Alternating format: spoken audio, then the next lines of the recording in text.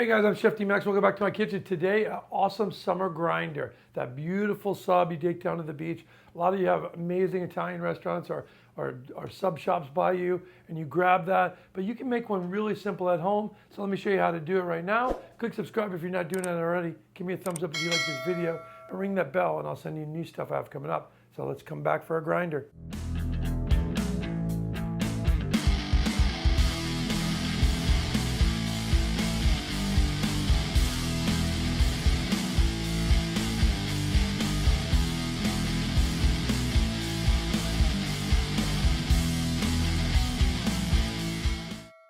Okay guys, simple recipe. Couple different condiments you're gonna have to reference to when it comes to this, but I actually like to find a nice, a big, French bread loaf, from your market, or you can use a softer one. If you want softer, you can use like a Cuban style, or like this style, which is like a sesame kind of sub roll. But they're more like sub rolls. They're not necessarily French bread. French bread's going to give you more of a crust. The real grinder has got this kind of soft bread in here, and I take it and cut it in half like this and pull it out. Pull out the center. We're going to get rid of all this excess bread, even though it is very tasty.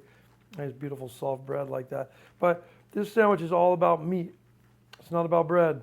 So we're gonna pull that out like that. Okay. I'm gonna lay that down. Now, I'm gonna put a little bit of mayonnaise on both sides. Okay, not a ton.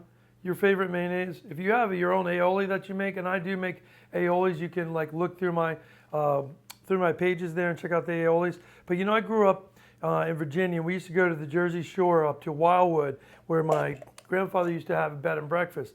And there was the most amazing sandwich place. I can't remember the name of it. I was a little kid, and I just cannot remember the name of it for the likes of me. I'm gonna put a little bit more mayonnaise.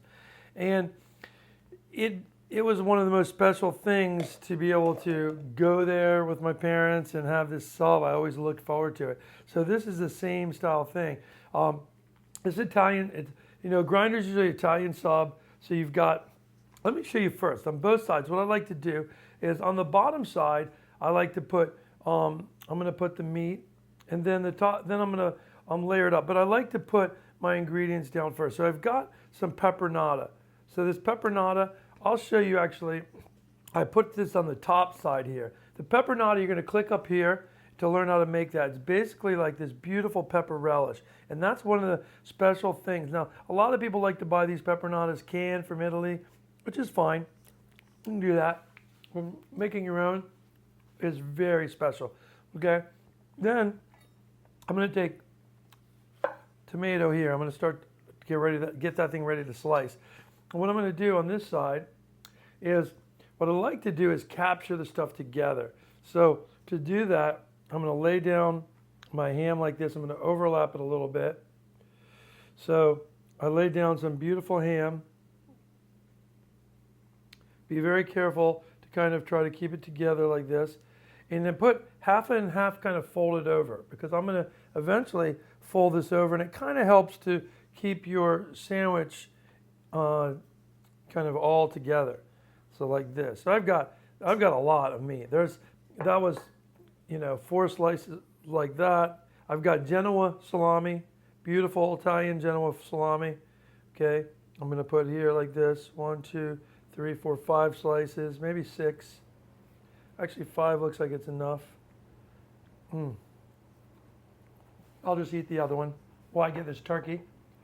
Okay, and the turkey, you're just going to put beautiful 4 or 5 slices of the turkey in there. Okay, like that. I press that down good. I'm going to set that over for a second. Now, I do lettuce next on top of that, and then I'm going to do cheese.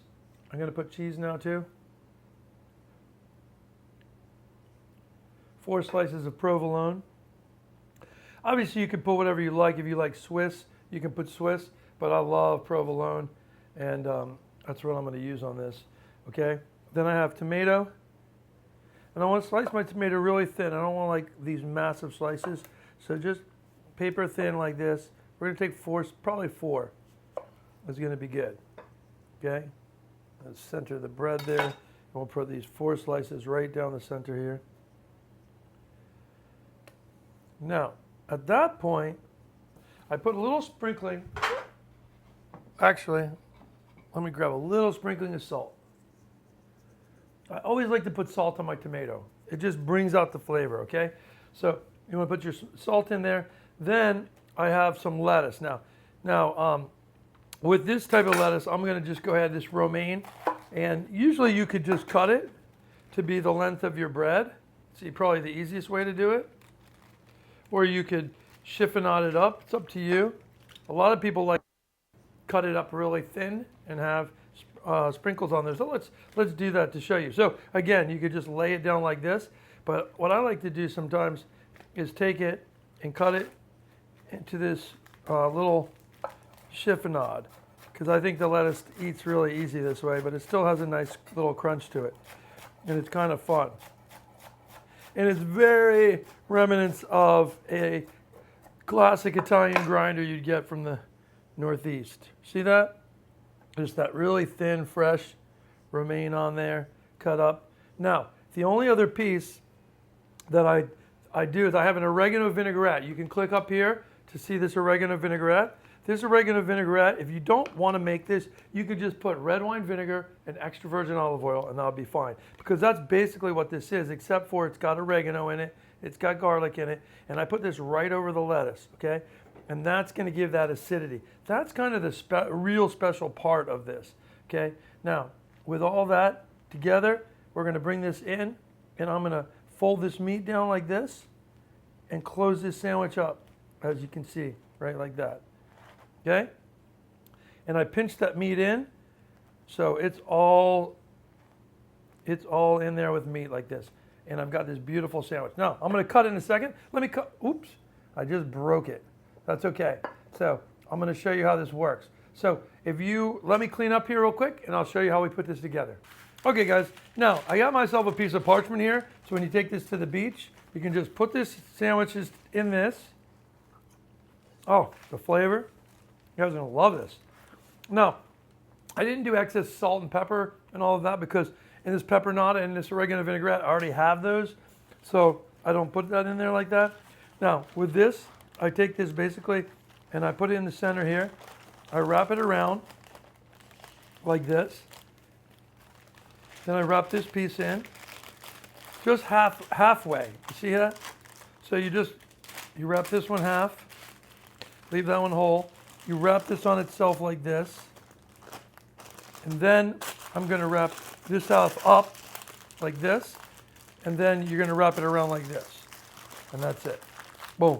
You have your sandwich ready to go for the beach, and you're ready to, you put this in your in your cooler, not in a wet spot, but keep these sandwiches dry, and they'll last all day. And then you've got this beautiful sandwich. Take a look at these, you guys. Look at that incredible sub. Such great flavor. So simple. This is one of the things that you just love to do in the summer. And I'm going to cut this one even smaller. You can cut them for parties like this if you want. So you have this smaller version of it, and then the paper just comes right off, and people can have this little sandwich. I'm just absorbing how good that is. You guys, simple beach sandwiches, you're going to love them. Great to make for your family. You'll spend about half the amount of money if you make this at home versus going to get them at the store. So just prepare yourself a little bit. You can see how easy that was.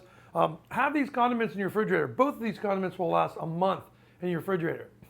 So in the summertime, when you're doing that, when you're going to the pool a lot, you're going to the beach a lot, you're going to play golf, you're doing different things, make yourself these condiments to keep in there, and you can throw these sandwiches together all the time. You can use them on BLTs or other different sandwiches you make. They're great for anything. So hope you enjoy this. You guys have any questions, leave them below and I'll answer them. But I'll see you back in the kitchen soon. I'm Chef Team Max. Enjoy the summer.